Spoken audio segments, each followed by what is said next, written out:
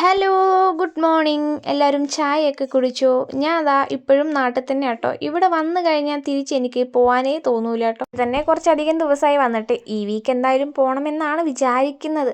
നമ്മൾ ചായ കുടിച്ച് നേരെ നമ്മുടെ പശുക്കൾക്ക് വെള്ളം കൊടുക്കാൻ പോയിട്ടാ. ഇത് കഞ്ഞിവെള്ളവും അതിൽ കാലിത്തീറ്റയും പിണ്ണാക്കും ഒക്കെ ചേർത്ത് ചൂടാക്കി ഉപ്പൊക്കെ ഇട്ടിട്ടാട്ടോ അമ്മ എന്നും കൊടുക്കുന്നത്. തണുപ്പാ വിചാരിച്ചിട്ട് ഇപ്പം എന്നും ചൂടുവെള്ളത്തിലാട്ടോ ഇതൊക്കെ ഇട്ട് കൊടുക്കുന്നത്. കുറച്ചു കാലം മുമ്പൊക്കെ ഇതൊക്കെ ഞാനും കൂടി ചെയ്തുകൊണ്ടിരുന്ന പണിയാട്ടോ. കാരണം കിണറിന്ന് വെള്ളം വലിച്ച് ഇവിടം വരെ കൊണ്ടുവരണം, എന്നിട്ട് വേണം പശുവിന് വെള്ളം കൊടുക്കാൻ കേട്ടോ. ഇപ്പം മോട്ടറൊക്കെ വെച്ചതുകൊണ്ട് തൊഴുത്തിൽ തന്നെ ഒരു പൈപ്പൊക്കെ വെച്ചതുകൊണ്ട് അതുകൊണ്ട് സുഖമാട്ടോ. അതൊക്കെ കഴിഞ്ഞിട്ട് നമ്മൾ നേരെ പശുവിന് കുറച്ച് പുല്ലും കൂടി ഇട്ട് കൊടുക്കണം. ഇന്നലെ നമ്മൾ ചെത്തി വെച്ച ലാസ്റ്റ് പുല്ലാട്ടോ. ഇനി നമുക്ക് പുല്ല് ചെത്താൻ പോകണം. അപ്പോൾ അതിൻ്റെ ഇടയ്ക്കൊരു നല്ലൊരു മുള്ളു കൊണ്ട് എൻ്റെ കൈയും കൂടി പൊറിഞ്ഞു. രാവിലെ തന്നെ രക്തം കണ്ടാട്ടോ തുടങ്ങിയത്.